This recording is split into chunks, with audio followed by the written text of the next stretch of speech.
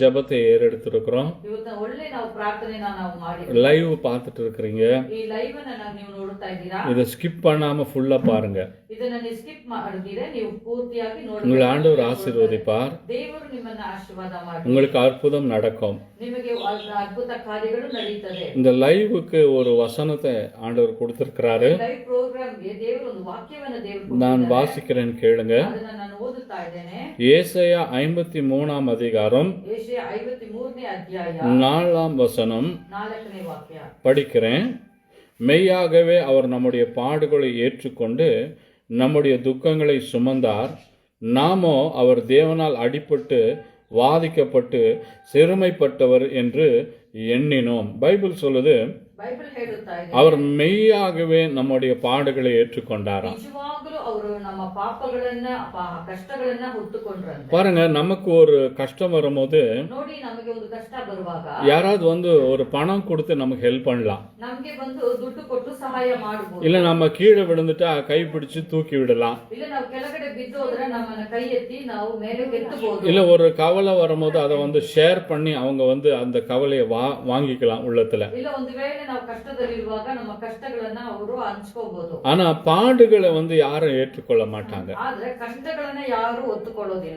Bible சொல்லுது, மெய்யாகவே அவர் நம்முடைய பாடுகளை ஏற்றுக்கொண்டு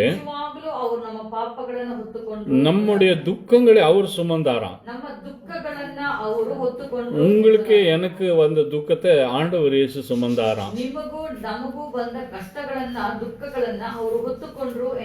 நீங்க குறிப்பா பார்க்கும்போது உலகத்துல தாய் தன்னுடைய பிள்ளைய துக்கத்தை சுமப்பா. ஆனா மற்றவங்க யாரும் நம்ம துக்கத்தை சுமக்க மாட்டாங்க. ஆனா இங்க பைபிள் சொல்லுது, உண்மையாகவே அவர் நம்முடைய பாடுகளை ஏற்றுக்கொண்டார், நம்முடைய துக்கங்களை சுமந்து கொண்டார். அப்போ ஒரு மனுஷனுடைய துக்கத்தை ஆண்டவர் இயேசு சுமக்கல. அநேக மனுஷ குலத்தினுடைய அந்த துக்கங்களை அவர் ஏற்றுக்கொண்டிருக்கிறார். அது யாரா இருக்கலாம்? இந்த உலகத்துல பிறந்த எல்லாருடைய துக்கங்களை இயேசு சிலுவையில சுமந்தாரா. அவனுடைய பாடுகளை அவர் ஏற்றுக்கொண்டாராம். இந்த உலகத்துக்குள்ள துக்கம் இருக்கு, பாடுகள் இருக்கு. இது எப்படி வந்தது? இது ஆதாம் காலத்திலே வந்தது. ஆதாம் ஏவாள் பாவம் செஞ்ச உடனே எல்லா சாபங்களும் பூமிக்குள்ள நிறைஞ்சிருச்சு. எப்படின்னு நீங்க கேட்கலாம். ஆதாம் பாவம் செஞ்ச உடனே ஆண்டவர் பூமியை சபிச்சிடுறாரு.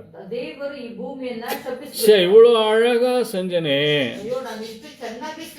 இவ்வளவு அழகா உருவாக்கினே, இவனுக்காக உருவாக்கப்பட்ட இந்த பூமி, இந்த பூமிக்குள்ள இவன் பாவம் செஞ்சிட்டானே,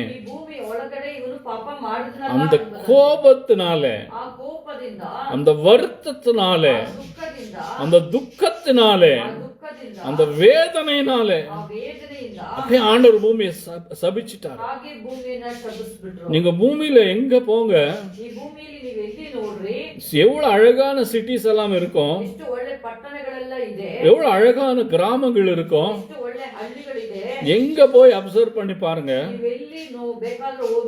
அங்க சாபம் இருக்கும். ஆனா ஒரு சில கிராமங்கள், ஒரு சில சிட்டிங்கள்ல ஆண்டவருடைய பிள்ளைகள் இருப்பாங்க, அங்க ஆசீர்வாதம் இருக்கும். யோசுவாவுக்கு ஆண்டவர் சொன்னாரு, நீ கால் மிதிக்கிற எந்த இடத்தையும் உனக்கு நான் கொடுப்பேன். கானான் தேசத்துல கானானியர்கள் இருந்தார்கள். அவங்க பயங்கர பாவம் செய்யக்கூடியவராக இருந்தாங்க. சோதோம் பட்டணத்திலே அங்கேயும் பாவிகள் இருந்தாங்க. சோதோம் சின் ஆண்களை ஆண்கள் திருமணம் செய்வது ஆண்டவர்னால பொறுத்து கொள்ள முடியல. அந்த பட்டணத்தை எரித்து போட்டார். கானானில் இருப்பவர்களை விரட்டி விட்டு பாலும் தேனும் ஓடுகிற அந்த கானானை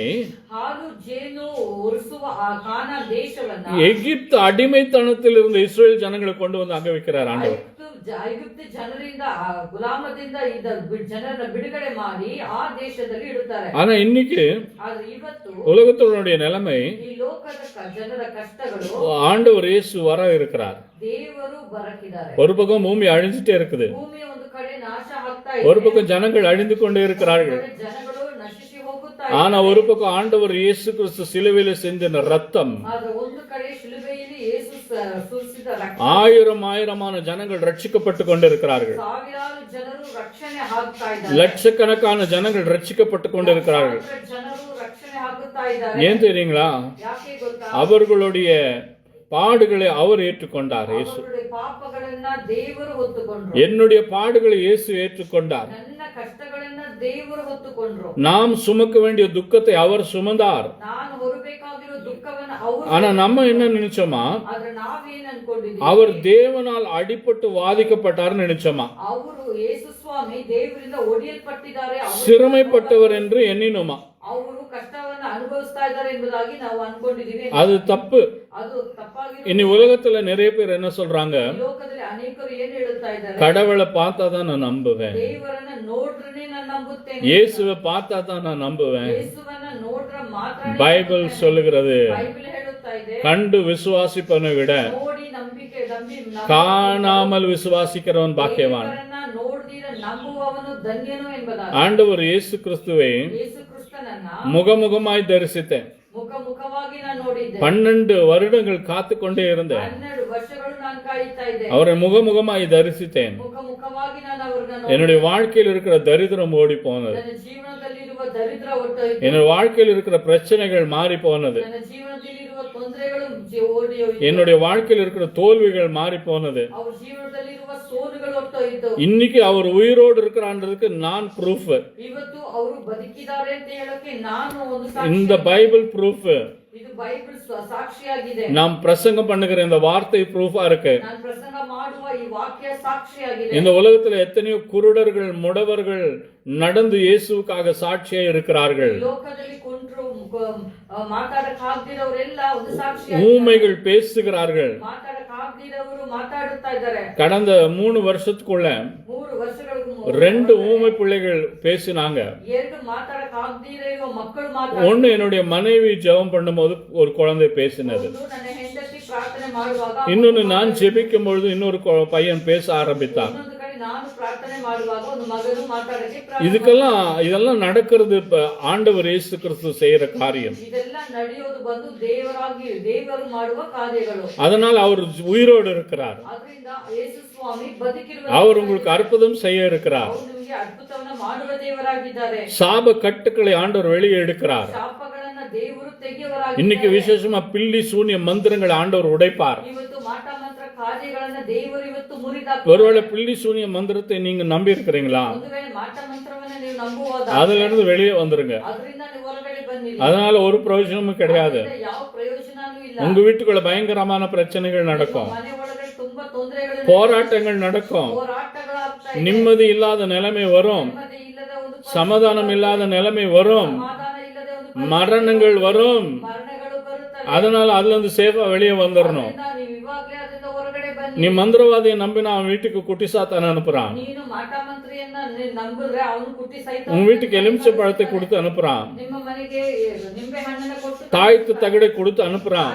ಅದನ್ನ ಕಳಿಸಿ ಕೊಡುತ್ತಾನೆ. பிசாசு வந்து உங்க வீட்டுக்குள்ள பர்மனெண்டா செட்டில் ஆயிடுவான். ನಿಮ್ಮ ಮನೆ ಒಳಗಡೆ ಬಂದು ಸೈತಾನನು ಪರ್ಮನೆಂಟ್ ಆಗಿ அவன் ஆட்டு ಅವನು ಕದಲಿಸುವ. திருப்பி நீங்க மந்திரவாதி கிட்ட போவீங்க. ಮತ್ತೆ ನೀವು ಮಾಟ ಮಂತ್ರ திருப்பி பணம் கேட்பான். ಮತ್ತೆ ಅವನು ದುಡ್ಡು ಕೇಳುತ್ತಾನೆ. திருப்பி ஒரு எலுமிச்சை பழத்தை கொடுப்பான். ಮತ್ತೆ ಅವನು ನಿಂಬೆ ಹಣ್ಣು ಕೊಡುತ್ತಾನೆ. திருப்பಿ ஒரு தாய்த்து தகடை கொடுப்பான். ಮತ್ತೆ ಒಂದು ತಾಯಿ ತಗಡನ್ನು. கொஞ்ச நாள் நல்லா இருப்பீங்க. ಸ್ವಲ್ಪ ದಿನ ಚೆನ್ನಾಗಿರ್ತೀರಾ. திருப்பி போட்டு ஒரு மில்க் ஷேக் பண்ற மாதிரி ஒரு ஷேக் பண்ணுவான். ಮತ್ತೆ ಒಂದು ಮಿಲ್ಕ್ ಶೇಕ್ ಮಾಡ್ತಾ நீங்க திருப்பி மந்திரவாதி கிட்ட ஓட வேண்டியதா இருக்கும். ಕೊಡ್ತೀರಾ ಮಾತ್ರ ಮಂತ್ರಿ. பிரயோஜனமே கிடையாது. ಆದ್ರಿಂದ ಯಾವ ಪ್ರಯೋಜನನೂ ಇಲ್ಲ. இயேசு நம் பாடுகளை ஏற்றுக்கொண்டிருக்கிறார். ಯೇಸು ನಮ್ಮ ಕಷ್ಟಗಳನ್ನು ಹೊತ್ತುಕೊಂಡಿದ್ದಾನೆ. யாக்கோப்புக்கு விரோதமான மந்திரவாதம் இல்லை. ಯಾಕೋಬಿಗೆ ವಿರೋಧವಾಗಿರುವ ಮಂತ್ರವಾದ ಇಲ್ಲ. இஸ்ரவேலுக்கு விரோதமான குறி சொல்லுதல் இல்லை. ಇಸ್ರಾಯೇಲಿಗೆ ವಿರೋಧವಾಗಿ ಕಣಿ ಹೇಳೋದು ಇಲ್ಲ. இயேசு தன்னுடைய மரணத்தின் வழியாக ಯೇಸು ಸ್ವಾಮಿ ತನ್ನ ಮರಣದ ಮುಖಾಂತರ எல்லா பில்லி சூன்ய மந்திரங்களை ஜெயித்திருக்கிறார். ಎಲ್ಲ ಮಾಟ ಮಂತ್ರ ಕಾರ್ಯಗಳನ್ನು ಜಯಿಸಿದ್ದಾರೆ. அவருடைய ரத்தத்தினாலே ಅವರ ರಕ್ತದಿಂದ அசுத்த ஆவிகள் ಅಶುದ್ಧ ಆತ್ಮ எரிந்து சாம்பலாகும். ಸುಟ್ಟು ಹೋಗ್ತದೆ. அதனால அவரை நோக்கி நீங்க பார்க்கணும். ಅದರಿಂದ ನೀವು ಅವರನ್ನ ನೋಡಬೇಕು. அது இயேசு 53:5 சொல்லுது, ಯೆಶಾಯ 53ನೇ ಅಧ್ಯಾಯ நம்முடைய மீறுதல்களின் நிமித்தம் அவர் காயப்பட்டு ನಮ್ಮ ಪಾಪಗಳಿಂದ ಅವರು ಕಾಯವನ್ನು ಹೊಂದಿಕೊಂಡು நம்முடைய அக்கிரமங்களின் நிமித்தம் அவர் நொறுக்கப்பட்டார். ನಮ್ಮ ಅಕ್ರಮಗಳಿಂದಲೇ ಅವರು ಗಾಯವನ್ನು நமக்கு சமாதானத்தை உண்டு பண்ணும் ஆக்கினை அவர் மேல் வந்தது. ನಮಗೆ ಸಮಾಧಾನ ಕೊಡುವ ಒಂದು ಕಾರ್ಯ ಅವರ ಮೇಲೆ ಬಂತು. அவருடைய தழும்புகளாலே குணமாகிறோம். ವಾಸುಂಡೆಯಿಂದ ನಾವು ಗುಣವಾದೆವು ಎಂಬುದಾಗಿ அவருடைய தழும்புள்ள கரம் உங்களை தொடும் பொழுது இன்னைக்கு குணமாவீங்க. ವಾಸುಂಡೆಯುಳ್ಳ ಅವರ ಹಸ್ತವು ನಿಮ್ಮನ್ನು ಮುಟ್ಟುವಾಗ நாம செய்யற பாவங்கள் மீறுதல்கள் நிமித்தம் அவர் காயப்பட்டார். ನಾವು ಮಾಡುವ ಪಾಪಗಳಿಂದ ಅವರು ಗಾಯವನ್ನು ಹೊಂದಿಕೊಂಡು ஆண்டவர் இயேசுவுக்கு உடம்பெல்லாம் காயம், ಯೇಸು ಸ್ವಾಮಿಗೆ ಮೈಯೆಲ್ಲ ಗಾಯವಾಗಿದೆ. 2 கைகளில் காயம், 2 ಕರಗಳಲ್ಲೂ ಗಾಯ, 2 கால்களில் காயம், 2 ಕಾಲುಗಳಲ್ಲೂ ಗಾಯ, அவருடைய விலாவில ஈட்டியில குத்தினார்கள் காயம். ಕೈಯಲ್ಲೂ ಈಟಿಯಲ್ಲಿ ಚುಚ್ಚಿದ್ರು ಅದರಲ್ಲೂ வானத்தையும் பூமியும் படைத்த தேவனுடைய மகன், ಆಕಾಶ ಭೂಮಿಯನ್ನು ಸೃಷ್ಟಿ ಮಾಡಿರುವ ದೇವರ ಮಗನು ஏன் இவருக்கு இந்த விதமான காயங்கள்? ಯಾಕೆ ಈ ರೀತಿಯಾಗಿರುವ ஏன் இந்த காயங்களை இவர் அனுபவிக்க வேண்டும்? ಈ ಗಾಯಗಳನ್ನು ಅವರು ಅನುಭವಿಸಬೇಕು? ஏன் இப்படிப்பட்ட ஒரு மரணத்தை அவர் அடைய வேண்டும்? ಯಾಕೆ ಈ ರೀತಿಯಾಗಿರುವ ಮರಣವನ್ನ அவர் உடலெல்லாம் காயம், ಅವರು ಮೈಯೆಲ್ಲ ಗಾಯ, அவர் உடலெல்லாம்